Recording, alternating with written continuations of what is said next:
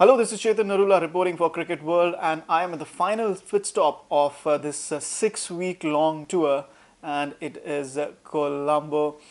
It seemed a little longer than the 6 weeks given the quality of cricket with one team completely dominant over the other, but such is the fabric of international cricket at times. But thankfully, we are here at the last stop, just one more game to go, which is the T20 game between Sri Lanka and India, which will be played at the Premadasa Stadium in Colombo. It's a lot of rain over the last 3-4 days, and that's why I've not been able to come to you from the ground. But here I am at a good hotel in Colombo, which is a bit seaside. And just let me just show you what is the view out of my balcony here. So you can see there, that's the sea view, not the best angle, but we have the Galle Sea face here. So a pretty good background or a view out of the window on the last couple of days here in Colombo. It's a hell of a scene here, and I'm told early morning it's even more beautiful. Now let's talk about the series a bit. The last time we spoke, it was still there was still some point that yes, Sri Lanka could perhaps come back, but that has not happened. Sri Lanka have lost 5-0 in the series. They gave a bit of good fight, but only in the second ODI. After that, in the third ODI, they were again restricted to 217. India got those runs in a canter. Rohit Sharma getting 100. MS Dhoni getting another good knock in. He got a half century in that game.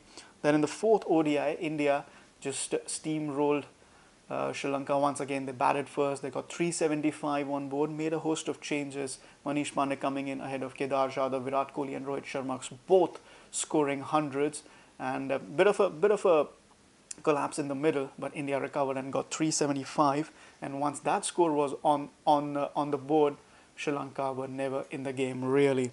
And then in the fifth ODI, which was this past Sunday, we had again Sri Lanka, Sri Lanka deciding, yes, okay, we want to bat first again on what was a bit of a used pitch, and they could only muster 238 runs. India again chased that very well, a bit of slowish pitch, but Virat Kohli got going again, got his 30th ODI 100. Now he's second in the list of all-time ODI 100 makers.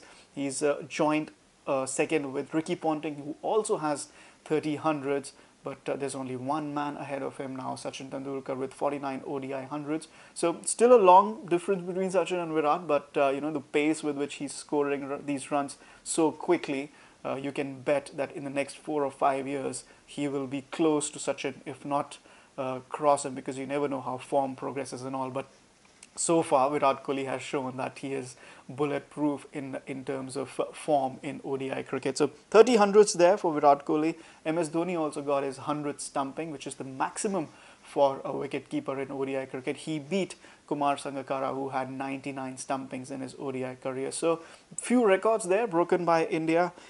For Sri Lanka, it's been a tale of despondency really, a bit of a disappointment that they have not been able to compete in the Test series, which they lost 3-0. 5-0 they lost in the ODI series. Just the one match, the second ODI, where Akila Dhananjay got those 6 wickets and India were in a bit of a bother. Now just the T20 game remaining, which is tomorrow, that is Wednesday.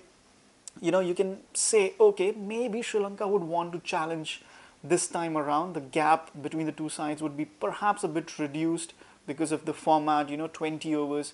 Sri Lanka have done well in their first 20 overs. They always tend to get those good scores, good starts, and reach, say 130 odd for 3 or something, and then they need to kick on. That is something that they have not been able to do, and that's where they lose to India. Maybe this time, with just the 20 overs to play, they can put up a challenging total. If they bat first 160, 170, and you never know how T20 cricket works. India will be making a few changes. Shikhar Dhawan has gone home. He was tending to his ailing mother.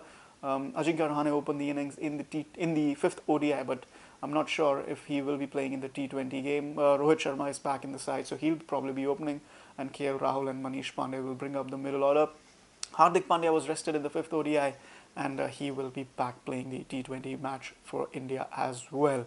So this will be the final match of this tour. You want maybe that Sri Lanka, if not beat India, maybe they can put up a fight finally in the last game of the tour, show some fight, and maybe just come close to the finishing line, if not cross it.